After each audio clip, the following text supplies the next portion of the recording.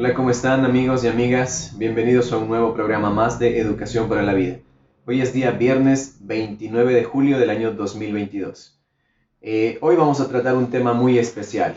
Se habla de que la primera infancia es la época y la edad más importante de la vida de una persona. Se presentan varias dificultades en esta edad y es importante que nosotros como adultos y también como padres entendamos qué es lo que puede estar pasando en el cerebro y en la vida del niño para poder educar de mejor manera. En el día de hoy me acompaña la doctora Gabriela Erazo. Ella es psicóloga infantil y psicorehabilitadora. Gaby, qué gusto tenerte en el programa. Gracias. Bueno, quiero agradecer mucho por este espacio, agradecer también al canal por dar a conocer este tipo de noticias o eventos que son necesarios como sociedad también tomarlos en cuenta. Es así que el tema de hoy me parece bastante importante, obviamente porque se acerca a mi profesión y creo que va a ser un espacio bastante enriquecedor para quien quiera entender un poco más acerca del mundo infantil. Uh-huh. Gracias, Gaby, por estar presente en, en estos espacios que son importantes, ¿no? Se habla de la teoría de los 1000 días, ¿no? De que los primeros 1000 días de la persona son muy importantes, ¿no? ¿Tú por qué crees que son tan necesarios y tan importante estos primeros años de vida? Bueno, pues yo creo que en general la primera infancia es bastante importante. Yo diría por dos cosas. Uno, el tema orgánico, ya que los bebés desde muy temprana edad, obviamente, existe esto que se da la neuroplasticidad, que supone son las redes de conexiones que hay entre neuronas y neuronas para poder ejecutar algo, hacer algo o decir algo. Y la neuroplasticidad se forma de manera muy eficaz en los niños, sobre todo en las tempranas edades, porque tienen mucha facilidad o mucha más eficacia en realizar este tipo de conexiones para hacer algo en concreto, ¿no? Y creo que por otra parte también está muy bien porque, es bastante importante por el hecho de cómo nos relacionamos. El niño obviamente siempre se va a fijar en sus primeras relaciones, que es mamá y papá, fijándose en estos perfiles y tomando en cuenta que primero no es como que tan apegado al género, como que mujer mamá, hombre papá, sino más bien el niño empieza a ver de manera en cómo se va relacionando. Si por ejemplo, bueno, eso sería entrar a otro tema de género, ¿no? Pero también está cuando son familias monoparentales, no hay mamá o no hay papá, pero muchas veces está una tía, una abuela, un tío, un primo que se toma como estas figuras maternales y paternales. Entonces, al ser nuestras primeras relaciones, obviamente a partir de esto empieza a entenderse cómo nos vamos a desarrollar como adultos, porque ahorita como adultos somos el resultado de nuestra infancia. Entonces, como nos relacionamos en nuestra primera infancia, como nos enseñaron a sobrevivir o la supervivencia en este mundo, es como nos vamos a empezar a desarrollar. Entonces yo creo que estas dos partes son fundamentales nombrarlas justamente en esta pregunta. Uh-huh. Tú mencionas algo muy importante, Gaby, ¿no? Que es la plasticidad cerebral en estos primeros años de vida, ¿no? Se produce también la poda neuronal, ¿no? Y podemos darnos cuenta, ¿no? Y esa forma de decirlo, que el niño o la niña son unas esponjitas y que absorben todo, me parece que es adecuado, ¿no? Y es acertado, ¿no? Porque en realidad es así, ¿no? El Claro. niño absorbe todos los estímulos que están a nuestro alrededor o alrededor del contexto donde se esté formando el niño. Y es muy importante también, o sea, cuidar, ¿no? ¿Qué es lo que decimos, qué es lo que hacemos como padres y como personas Exactamente. que estamos dentro de la familia y del círculo del niño, ¿no? Recordamos también que el día 22 de julio era el día del cerebro, ¿no? El Día Internacional del Cerebro, y es muy importante entender también el cerebro de los niños para poderles educar, ¿no? Como es el tema de este programa. Entonces, Gaby, quería preguntarte cómo podemos educar a nuestros hijos, ¿no? ¿Cómo podemos enseñarles las normas, el respeto, los límites? que pueden haber dentro del hogar como tal y ya cuando entren en una educación, me imagino una escuelita o etcétera. Pues yo creo que obviamente para un niño es el reflejo totalmente de los padres. Entonces creo que si yo deseo enseñar algo a mi hijo o a un niño que está en mi entorno, la mejor manera de hacerlo es con el ejemplo. Y creo que ahí cabe recalcar que es bastante importante que muchas veces como padres o como adultos en el contexto con niños, somos bastante inconscientes al hablar o al actuar y no nos damos cuenta que ellos también están captando esto, pueden llegar a hacerlo igual de inconsciente que nosotros. Entonces yo creo que primero entender eso, ¿no? El ejemplo.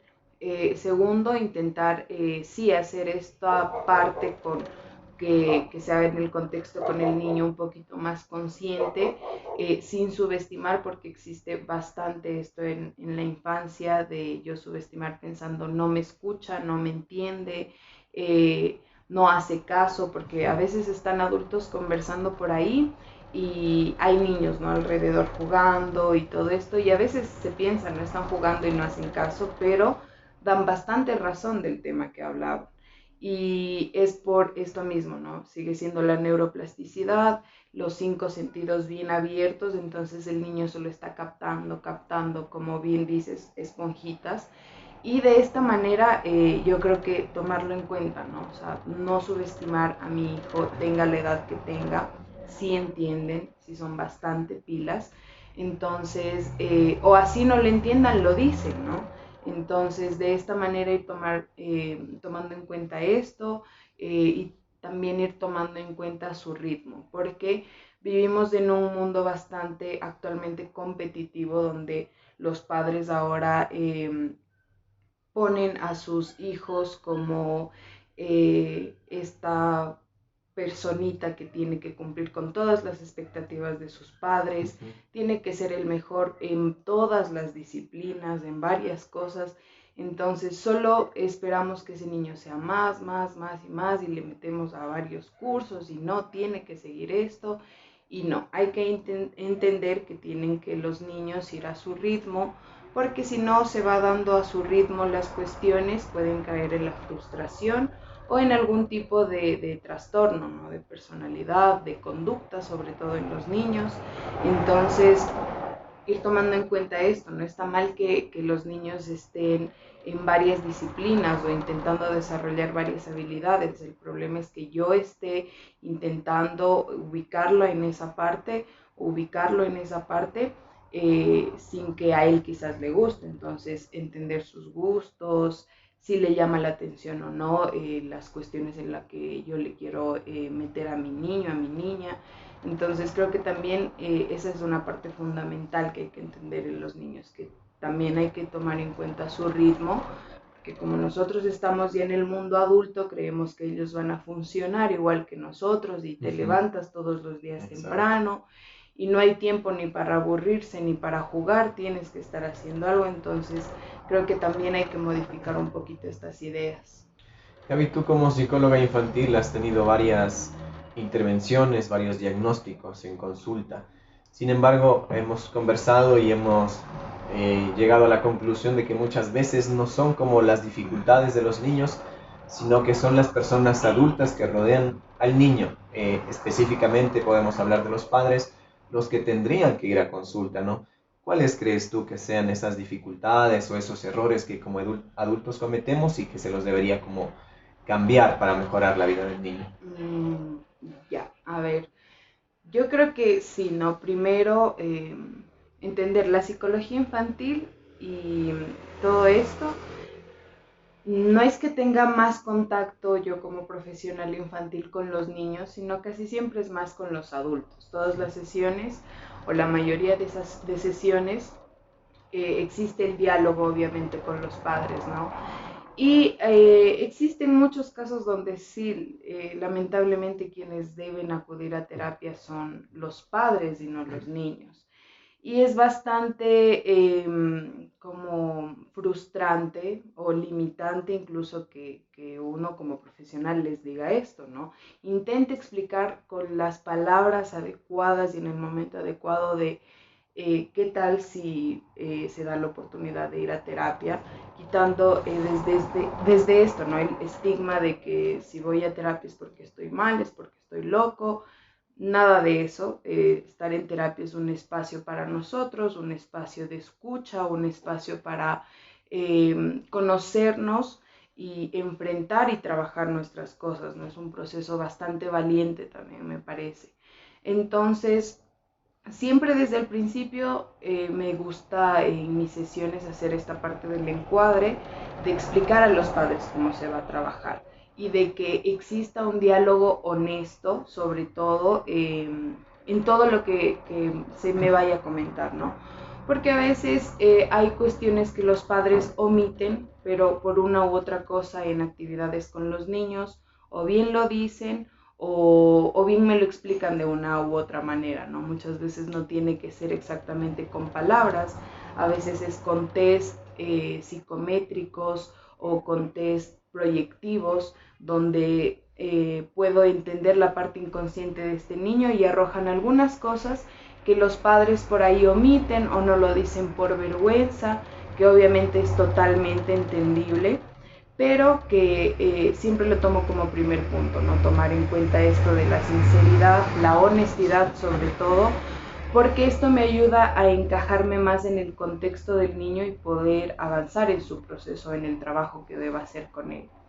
Y pues por otra parte, lo que decía, ¿no? De acudir a terapia también los padres, esto igual lo menciono en casos que se deba muchas veces, no es que intente insistir, pero sí lo digo hasta unas 2 veces y no más porque yo tampoco puedo obligar a los padres, ¿no? Claro. O decirles a todos que ya deben empezar su proceso terapéutico, pero lo que sí pueden hacer es responsabilizarse sobre nosotros mismos, quizás tomar conciencia sobre lo que debo trabajar en mí y a partir de eso tomar una coherencia también con mi hijo, ¿no? Y sobre lo que pasa con mi hijo.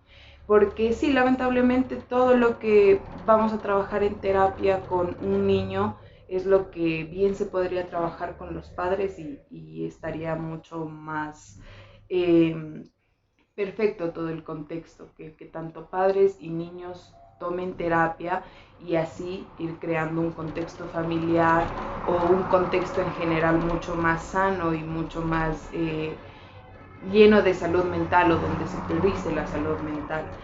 Y pues de esta manera igual creo que el caso que mayormente se recibe, podría decir, es de niños que son bastante, no sé cómo decirlo, la mayoría pueden llegar a ser hijos únicos o los últimos hijos o este tipo de cuestiones donde se endiosa al niño, ¿no? Es único hijo o es único nieto o único sobrino, entonces los padres empiezan a darle todo de manera material, de manera emocional y sí está bien por una parte, pero hay que encontrar el equilibrio también en esto, ¿no? Porque ¿qué pasa? El niño recibe toda la atención en la casa, con su familia, en todo ese contexto, pero ¿qué pasa cuando este niño empieza ya a sumergirse en otros contextos sociales, digamos con amiguitos, o ya un contexto de escolaridad, ¿no?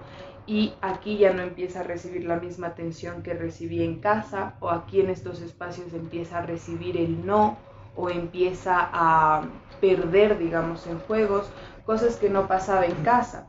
Entonces ahí es que debo encontrar el equilibrio y darme cuenta de que sí, los niños también son como plantitas. Si no le pongo agüita, se seca. O si le pongo demasiada agüita, igual puede llegar a hacerse daño. Entonces, este tipo de cosas es lo que mayormente veo y es con lo que más trabajo con los padres, en que se den cuenta de que está mal, que de pronto y prefiere tiempo de calidad a estar lleno de juguetes, o que de pronto y desea ser escuchado antes que en el psicólogo y en esto de, no, y está en terapia, entonces ya me desligo de mi trabajo porque ya tiene un terapeuta. Entonces yo creo que entender estas partes también es esencial como padres y pues aquí también está un video, ¿no? De cómo entrar en conciencia sobre esto o de cómo más o menos irme dando cuenta en qué debo trabajar conmigo y luego qué debo trabajar con mi niño o con mi niña. Gaby, qué bien lo que lo planteas, ¿no? Yo también siempre menciono, y es como lanzarse una pelotita, ¿no? La responsabilidad es esa pelotita, y siempre la estamos como lanzando, ¿no? Como padres la podemos lanzar hacia los profesores a los padres a los abuelos, etcétera. Pero nadie quiere hacerse responsable en realidad de esta vida, ¿no? Que en realidad necesita una guianza, un camino que recorrer, ¿no? Y es muy importante que como cuidadores nosotros estemos al pendiente de lo que puede y no puede hacer este pequeño, esta pequeña, ¿no? Yo creo que como tú lo mencionas, muchas veces los padres o las personas cuidadoras, por querer brindar lo mejor a sus hijos, por querer que sus hijos estén bien, no generan una buena crianza, sino que más bien caen en negligencia o también en sobreprotección, ¿no?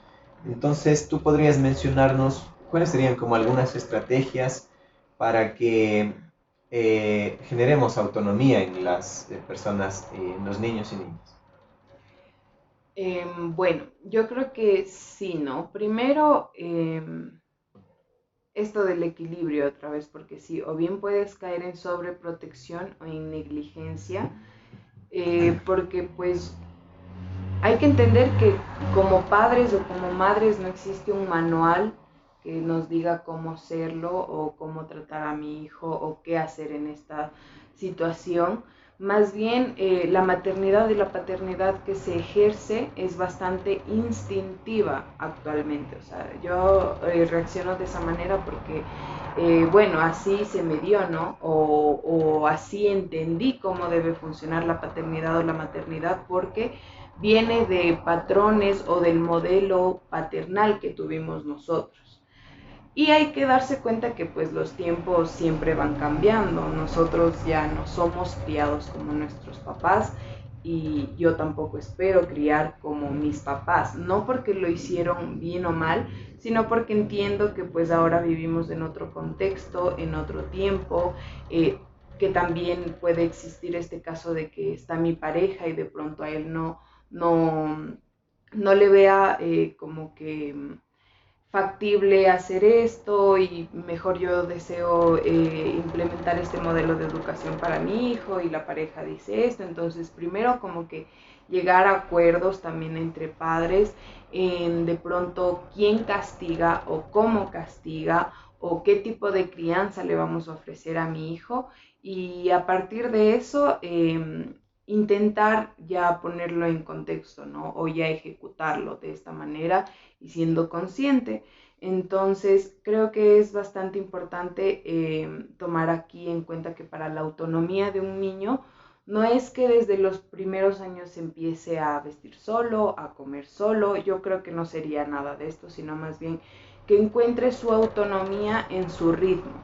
O sea, qué son las cosas que te gustan, cuáles son las que no te gustan, eh, por ejemplo, cuáles son las cosas que te gustaría curiosear, ¿no? Porque muchas veces les da como recelo o miedo a los padres que los niños sean curiosos, pero es normal que un niño siente esta curiosidad y es bueno también porque es una habilidad que él puede ir desarrollando y tomando en cuenta para entender qué cosas desea. Creo que otra parte también para que sea autónomo es enseñarle a perder a nuestro hijo, sobre todo en los juegos más básicos, ¿no? Porque siempre nos vamos a este tipo de juegos y el niño siempre gana o lo hacen ganar o el niño es el único que lo hace bien y Aprender no. a controlar su frustración. Exacto, entonces de esta manera empezamos a controlar su frustración y también su modo de cómo va a solucionar problemas, porque si es desde lo más pequeñito, puede empezar luego a ejecutar con cuestiones más grandes pues para su edad, ¿no? Obviamente siempre ubicándolo en su edad, porque también otra cosa que sucede en los niños cuando pierden su autonomía es que como padres se les da roles que ellos no deben tomar. Y lamentablemente sucede más en las familias monoparentales, donde no existe papá o padre, hay padre ausente, pero está mi hijo, el varoncito, entonces él es el de la casa, tiene 5 años, pero él es el que me cuida, él es mi compañerito. Por una parte está bien, ¿no? Como, bueno, romantizando un poco esta parte. Pero por otra, no es el niño de la casa, Exacto. no es tu compañero, es tu hijo.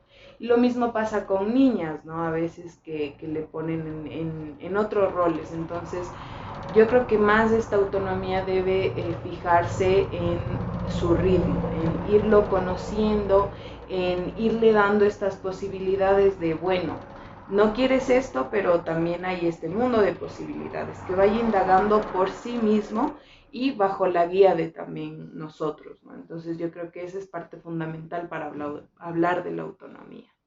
Yo creo que es muy importante también lo que tú mencionas, ¿no? Que el niño aprenda a perder, que aprenda a controlar su impulso, su ansiedad, que está bien, ¿no? Sentirlo, está bien sentir tristeza, sentirse frustrado, sentirse triste, que muchas veces también yo creo que tratamos de evitar eso, ¿no? Yo siempre he escuchado y los padres o las personas cercanas a los niños tratan de evitar al máximo que los chicos cometan errores.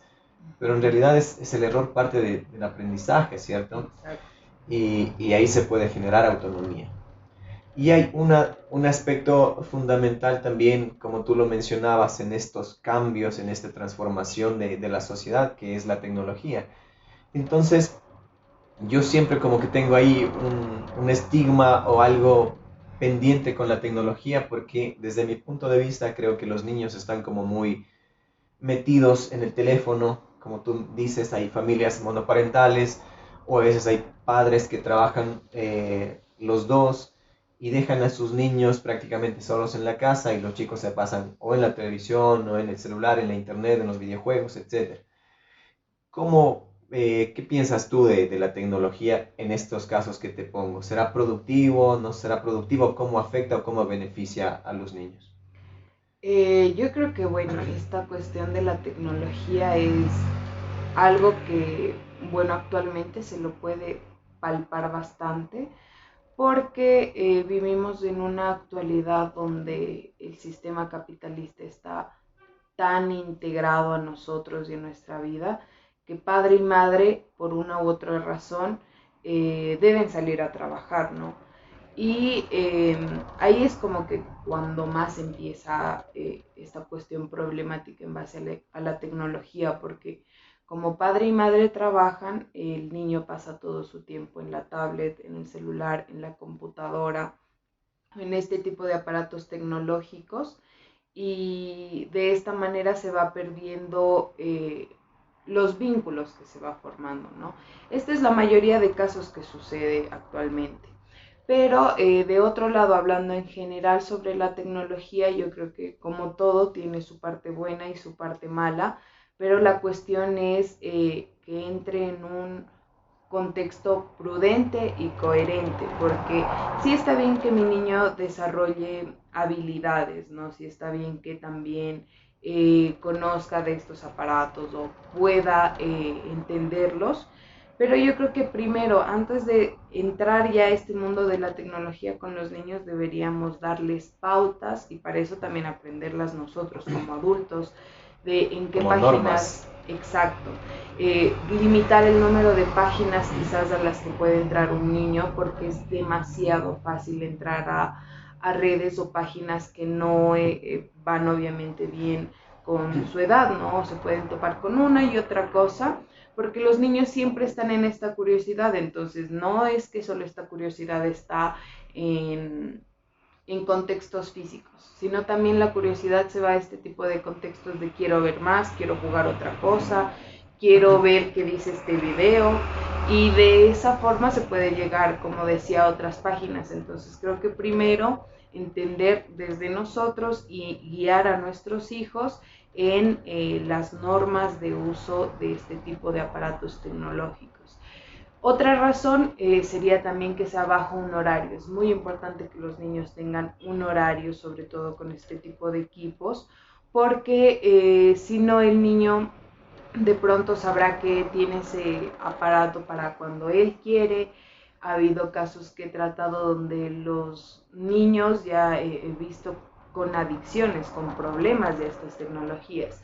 Niños donde se suponía ya iban a dormir y seguían con estos aparatos todas las noches y al otro día no querían ir a la escuelita porque pues no descansaban, o lo utilizan a escondidas o ya lo utilizan de mala manera y caen en otro tipo de cuestiones, porque aparte de estas páginas también pueden caer en este tipo de redes sociales donde existe toda esta red de pedofilia o redes de tráfico de personas también, ¿no? Entonces también es importante tomar en cuenta este punto. Y creo que también es importante darnos cuenta que no hay que satanizar. El problema no es la tablet, el problema no es el internet, el problema no es la tecnología. El problema es qué haces tú o cómo le enseñas a tu hijo ser, o sea, qué hacer o qué ser frente a este tipo de cuestiones o de tecnologías, ¿no? Entonces, tomar en cuenta eso y ver de qué manera lo utilizo. No lo satanizo, pero bueno, lo tengo ahí y ¿qué voy a hacer con esto? ¿Lo voy a utilizar de buena manera, bajo un horario? ¿Va a ser algo positivo para mi hijo o va a estar ahí todo el tiempo? Porque también otro caso que se me viene a la mente es que tenía un niño que, bueno, le encantaba jugar en el celular de sus padres. Luego los padres ya se dieron cuenta que pasaba demasiado tiempo en el teléfono, intentaron quitarle, cuando ya intentaron quitarle hubo problemas de conducta, se trabajó estos problemas de conducta, pero luego lo que el niño hacía inconscientemente y a los padres, o sea, también les costó darse cuenta que luego el niño les manipulaba. Bueno, yo te hago este favor, pero déjame jugar después. O bueno, ¿quieres que haga esto? O incluso él decía, mami, si quieres yo hago esto, pero préstame el celular. Entonces empieza en una dinámica enfermiza y no solo en la tecnología, sino en varias cosas, pero pues lo fundamental siempre, educarnos y guiar a nuestros hijos para distintas cosas o distintas disciplinas o distintas modalidades que se vayan dando, ¿no? Y no caer tampoco en este conformismo, porque yo también he visto que de parte de muchos padres y madres, porque no moleste, porque no llore, porque me deje conversar mientras estoy acá, toma el celular, o ten esto, o no importa que pase horas de horas ahí, porque igual esté en silencio y me deja hacer mis cosas. O sea, no caigamos en este conformismo de ten y haz lo que debas hacer. También hay otras formas de que nuestro niño no esté aburrido, también hay otras formas de mantenerlo distraído. También hay muchas actividades que entiendo por esta cuestión que nombraba al principio del sistema capitalista, entiendo que padre y madre deben trabajar la mayoría del tiempo, pero lo poco que nos queda para dar a nuestros hijos, esperemos o hagamos que sea de calidad, que sea poco tiempo, pero que valga la pena. Entonces creo que esas son pautas importantes de decir en esta pregunta. Muchísimas gracias, Gaby. Eh, Quería preguntarte también, ¿no? En este método de educar al niño, en esta forma de irle guiando a través de sus primeros años de vida, se habla mucho de que para la corrección de esos errores utilicemos el castigo, ¿no? Entonces, ¿qué piensas del castigo? ¿Puede ser positivo, negativo o deberíamos como eliminar esa palabra castigo? ¿Qué piensas de esto? Yo creo que primero nos viene como este temor a la palabra castigo porque eh, desde años atrás el castigo venía siempre a ser de parte física o traumática, ¿no? O sea, el castigo siempre fue bastante impuesto y ya con los tiempos, la actualización, la psicología también se entiende que no necesariamente le puedes castigar así, ¿no?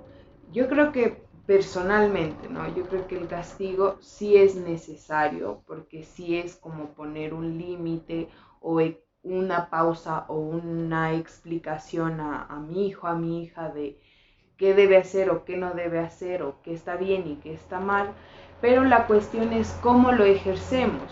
El castigo no tiene por qué ser físico y no estoy a favor del castigo físico, ¿no? De llegar a un tipo de violencia o de llegar a un tipo de adultocentrismo o autoritarismo, porque como yo soy adulto, tengo la potestad de pegarte las veces que yo quiera, así te duela como a mí no me duele, yo continúo. Pero entender que también el castigo hay de otras formas. Siempre yo, la manera que lo recomiendo, el castigo podría decirse, es con esta cuestión de castigo o premio. Y de esta manera el niño empieza a entender que las cosas debe ganárselas, porque nada llega fácil o nada llega solo porque sí, pero a los niños les metemos en este contexto porque como es pequeño, es pequeña, yo les sigo dando cosas o estas cuestiones, pero ya en el otro contexto escolar o social se dan cuenta que hay veces que le dicen al niño no, o hay veces que pierde el niño, o hay veces que simplemente se lo pone al niño en situaciones de frustración. Entonces, si yo empiezo a hacer que mi hijo entienda que las cosas hay que ganárselas de buena manera, le estoy también adaptando a este tipo de contextos que son fuera de casa, ¿no? Y de esta manera también es la forma de castigo de la que hablo. O sea, digamos, un niño quiere el último, no sé, el último juguete que ha salido. Entonces, ¿es tu castigo o es tu premio? El niño, digamos, tiene que estar en un periodo de unos días de ponerle en una actividad, ¿no? Digamos, ok, ¿quieres ganarte ese juego o este juguete? Yo deseo que comas toda la semana todo lo que te vayamos a brindar, deseo que te portes bien en la escuela y deseo que ayudes en casa. Si tú cumples con estas tres cosas durante toda esta semana, yo te puedo ayudar. Y obviamente, ¿no? Si lo cumple y estén mis posibilidades, pues accedo y se lo doy. Y si no, pues simplemente no se lo ha ganado porque él mismo no lo ha buscado, ¿no? Entonces, de esta manera también no exactamente tiene que ser el último juguete o algo material, también se puede negociar como cosas como, mire, el fin de semana podemos ir a ver una película o podemos ir al parque si es que tú te portas bien haciendo estas tres actividades. Y también encasillar esas actividades a su edad, ¿no? Si yo, por ejemplo, le pido que me colabore en casa, no le voy a poner a trapear a un niño de 4 años, claro. O sea, las cuestiones que pueda hacer, porque también pasa eso, que los ponemos en roles de edades que ellos no pertenecen o no les corresponde.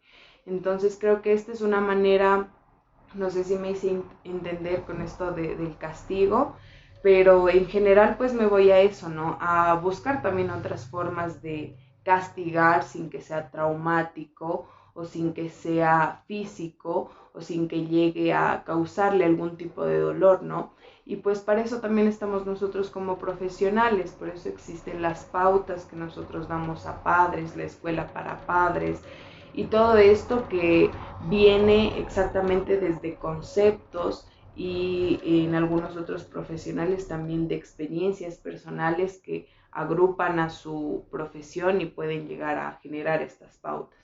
Entonces yo creo que esa es la parte más importante de entender del castigo o para qué sirve o por qué quiero castigarle también, porque a veces no es exactamente que me esté molestando lo que hace mi hijo o mi hija, en realidad es algo inconsciente porque de pronto me fue mal en el trabajo o me fue mal con esto. Y quiero desquitarme. Exacto, y a veces no es quiero desquitarme, sino que es tan inconsciente nuestra mente y existen tantas cosas en estos procesos cerebrales que de pronto vengo cargada de esa angustia o de esta ira y le encuentro a mi hijo justo en una travesura o algo y empiezo ya con el castigo y todo, sin darme cuenta que exactamente no me molestaba que mi hijo esté haciendo eso, me estaba molestando lo que me pasó antes de eso o lo que estaba cargando, ¿no? Entonces, entender eso y entender también que uno como padre y madre debe tener bastante paciencia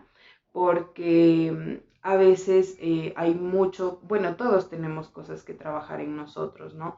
Pero hay muchas cosas que vienen o venimos cargando desde nuestra infancia y que no las seguimos trabajando y que se enfrentan a nosotros de manera inconsciente. Entonces, muchas veces hay personas que todo el tiempo pasan de mal humor o aburridos o no le dan el tiempo o la escucha necesaria a sus hijos.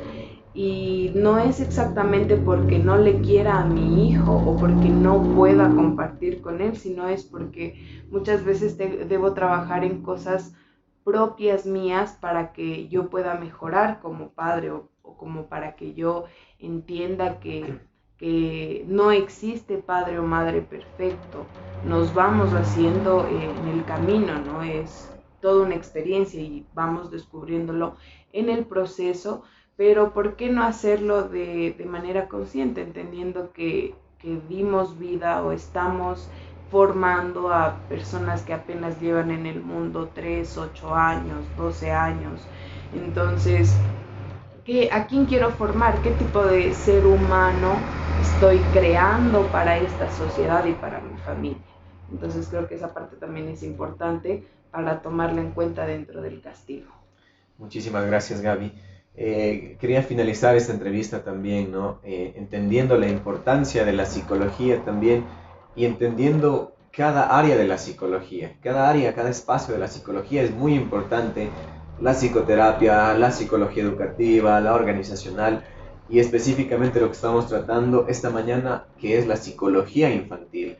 Tu profesión específicamente, Gaby, que es la psicología infantil y psicorehabilitación, hace poco más de un mes, me parece, el Ministerio de Salud informaba, ¿no?, que únicamente los psicólogos clínicos iban a ser parte del área de salud.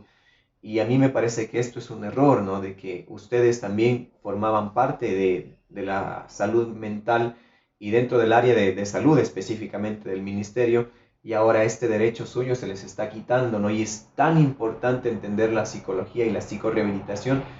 ¿Qué pensamiento tienes tú frente a esto? ¿Qué nos podrías decir de tu profesión?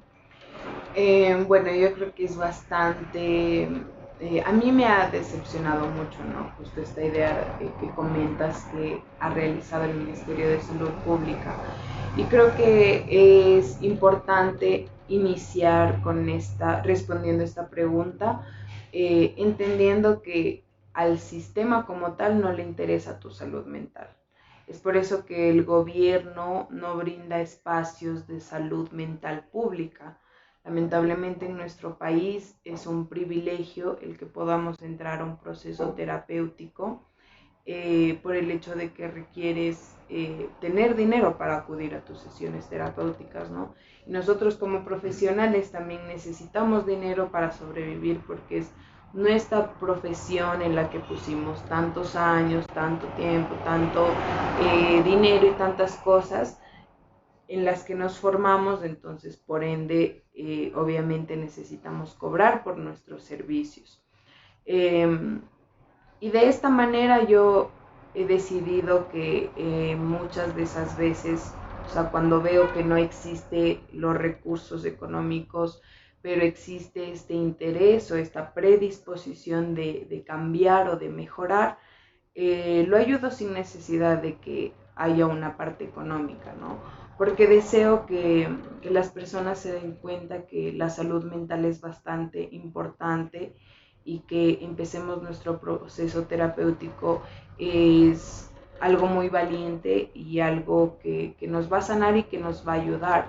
No es que nosotros como psicólogos vayamos a curar una enfermedad o a superar este trauma o este conflicto que teníamos, sino más bien te ayuda como a desenredar los nudos que incluso quizá tú mismo ajustaste, ¿no?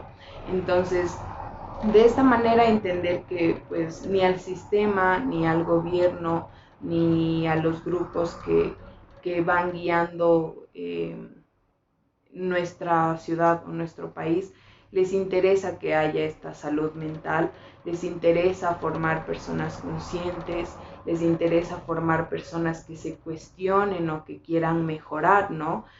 Al sistema solo le interesa que haya trabajo, que tú produzcas y que tú sigas generando dinero. Es por eso que primero no se da a conocer lo que es la salud mental o la psicología en general. Segundo, por esta cuestión de que igual ya se está dando actualmente como que, bueno, yo ahora actualmente como que escucho mucho sobre la psicología, sobre asistir a terapia, sobre que tengo ya mi terapeuta y todo esto. Pero ahora en el marco legal o en el marco de la salud pública como tal, eh, de varias psicologías que existen en el Ecuador, como la psicología infantil, la psicología, la psicorehabilitación, la psicología organizacional, la psicología educativa, la psicopedagogía, tantas ramas que existen. En el Ministerio de Salud del Ecuador se las hace a un lado poniendo al único profesional de salud mental, al psicólogo clínico. Con este comentario, con esta respuesta, yo no deseo obviamente menospreciar otras profesiones o menospreciar a mis compañeros y a su trabajo y todo esto, sino que sí deseo que se tome en cuenta que nosotros también como profesionales, de que yo no soy psicóloga clínica, pero soy psicóloga infantil y psicorehabilitadora, tuve la misma formación de 5 o 6 años en una universidad con tesis al final. Hice el mismo recorrido académico que cualquier otra profesión. Obviamente los psicólogos clínicos con las materias y cuestiones que les corresponden para asistir a adultos o otras cuestiones en general, y en mi caso obviamente con materias y cuestiones académicas o personales que me vayan formando en esta área para el mundo infantil. Entonces, al menos poniendo este ejemplo entre la psicología infantil y la psicología clínica, cada una tiene su educación, su academia, cada una tiene su campo, pero lo que sucede es que el Ministerio de Salud lo pone sobre todos nosotros. Yo, por ejemplo, a veces hago informes, emito diagnósticos o debo emitir algunas cuestiones, pero no las puedo firmar porque el Ministerio de Salud Pública no me lo permite por ser psicóloga infantil, y por ende debo buscar a un psicólogo clínico que me ayude a firmar todo esto, ¿no? Cuando él ni siquiera lo ha emitido o cuando él siquiera lo leyó, pero no fue más que eso. Entonces, desde ahí creo que se nos empieza a menospreciar porque yo no estoy validando mi propio trabajo, debo buscar a un compañero que se supone está en un rango más alto que yo, cuando recibió los mismos años de educación o estuvo en la misma facultad y universidad que yo, pero el Ministerio de Salud lo pone como el primero y el más principal en este campo de la psicología. Y lo más lamentable es que no solo quede en eso, sino que también se vaya a lo laboral, porque para cualquier plaza de trabajo en psicología o en salud mental, que es poquísimo lo que se encuentra las plazas de trabajo, porque como indicaba, la salud mental no es prioridad para el gobierno del Ecuador. Entonces, de esta manera, las pocas plazas de trabajo que se encuentra, los perfiles que requieren es de psicólogos clínicos, anulando totalmente todos nuestros derechos como ecuatorianos y como seres de obligaciones y responsabilidades aquí, como descartando para todo o anulando a nuestra carrera. Y es lamentable porque en la academia o en las universidades de esto no se habla. Yo tengo amigos que apenas empiezan en esto de voy a entrar a psicología, quiero seguir a psicología, Y entre mí es como que digo, pobre, no sabe así a lo que viene. Y obviamente, tenemos que luchar. Obviamente me encanta psicología, me mueve mucho, me apasiona mucho mi profesión, pero es un choque muy grande el que nos damos cada día a la realidad porque uno, no hay trabajo, otro, la salud mental no es prioridad aquí para nadie, entonces por ende no busco un psicólogo. Otra, los recursos económicos no son tan equitativos, al menos en nuestra ciudad, porque eh, a veces hay niños que no pueden ni asistir al odontólogo, peor van a tener para un terapeuta, ¿no? Entonces esta también es una parte bastante triste y que también hace que no haya empleo o no haya trabajo para nosotros. Entonces, de esta manera también, aparte que vengan y solo se requiera perfiles de psicólogos clínicos cuando en la academia, en la universidad te ofertaban que no, que la carrera es del futuro, que ya van a salir, te lo pintan pero de otra manera. Y pues ahora justamente estamos con algunas asociaciones de psicólogos intentando hacer algo. Se ha demandado incluso a universidades de academia que siguen ofertando este tipo de cuestiones, poniéndolas en un contexto de que tú vas a encontrar trabajo, pero cuando ya llegas a ser profesional y cuando te topas con el mundo laboral te das cuenta que no, que ni siquiera ellos mismos que te lo decían te respaldan ahora como para decir, bueno, sí, peleen por este puesto o les guiamos en que hagan esto para que no les quiten del Ministerio de Salud Pública. Entonces, ahorita muchos de los profesionales en salud mental nos encontramos en el limbo porque no podemos trabajar ni en lo que es salud pública o salud privada, ni tampoco en cuestiones educativas, ¿no? Que es en las que podría también como psicología infantil ir a una escuela, al DS o ir a una institución educativa. Tampoco puedo ir porque solo se está requiriendo este tipo de requisitos, que es ser psicólogo clínico. Entonces, sin desvalorizar esta carrera para nada, yo creo que es importante y pues para mí en lo personal es primordial mucho más la psicología infantil, porque yo creo que se puede hacer mucho más con un sujeto o con una persona desde la infancia. Yo a través del juego, a través de actividades sensoriomotoras o lúdicas de todo tipo, puedo hacer que este niño supere o solucione este conflicto, este trauma, esto que está sucediendo. Pero en cambio ya cuando es adulto no es que sea imposible para nada, pero ya cuesta un poquito más o ya llegamos ya a terapia cuando nos sentimos demasiadamente mal, cuando ya la gestión de emociones no existe, cuando ya han llegado pensamientos intrusos, pensamientos incluso suicidas, apenas ahí entramos ya a este contexto de querer ir al psicólogo. Pero en cambio cuando es un niño, de pronto si los padres lo detectan desde un principio y ya acuden a terapia, se puede trabajar mucho mejor para que cuando ya sea adulto sea una persona mucho más preparada para este tipo de cosas o que ya tenga respuesta a esta solución de conflictos, porque desde la infancia lo ha ido trabajando. Entonces, yo creo que por eso también es importante que le demos la prioridad a la psicología infantil y a la psicorrehabilitación, que la psicorrehabilitación viene a ser un tipo de psicología para adaptar de una u otra forma, tanto emocional como física y mentalmente, a personas que están en situación de discapacidad. En cualquier tipo de edad funciona la psicorrehabilitación, obviamente adaptando lo que sea necesario según su edad y según el tipo de discapacidad que tenga.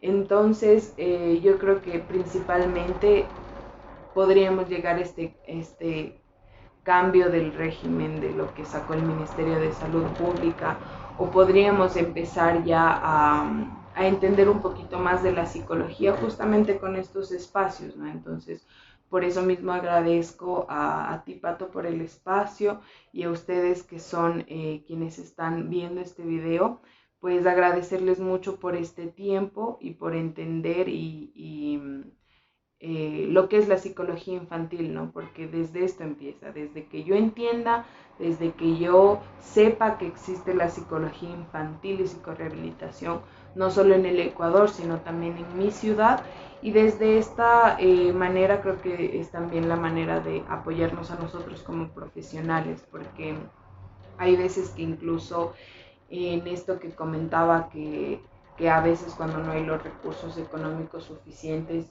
yo sí colaboro de manera gratuita o cobrando de pronto menos de lo que debería, porque justamente todos podamos entrar en este contexto de una sociedad más sana, más consciente.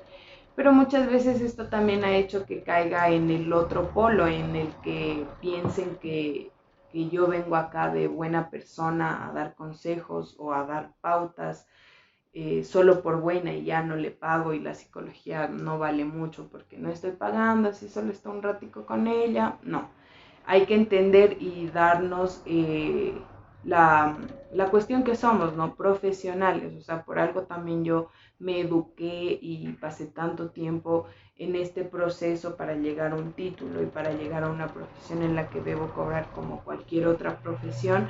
Entonces también quitar esta parte y este otro estigma de que nosotros, de que ay, es bueno, o como que pensar que solo damos consejos, porque la psicología no es para nada consejos, eso es consejería, que es otra cosa. Y pues yo creo que de esa manera, ¿no? Irnos investigando y preparándonos sobre algunas cuestiones en las que sí podemos hacerlo, porque exactamente quizás no tenemos la ventaja o la prioridad de iniciar un proceso terapéutico, pero también existen lecturas, también existen podcasts, videos, muchas formas de trabajar estas cuestiones que nosotros deberíamos ya empezar a responsabilizarnos mucho más ya siendo adultos. Muchísimas gracias, Gaby, ¿no? Qué importante es que nosotros apliquemos una buena psicología y como nosotros lo hacemos, Gaby, de una forma popular, ¿no? Una psicología popular para generar bienestar en toda la ciudadanía. En este caso de aquí de la ciudad de Tulcán. Así que no duden en escribirnos, no duden en sacar una consulta, una cita, si así lo desean. También nosotros de cualquier forma podemos colaborar, podemos llegar a acuerdos sin desprestigiar e infravalorar nuestra profesión porque es muy válida y también, como lo decía Gaby, nos ha costado mucho llegar también hasta acá, ¿no? Así que muchísimas gracias, Gaby, muchas gracias a ustedes. Nos encontramos en la próxima semana con un nuevo tema de educación para la vida. Una buena noche.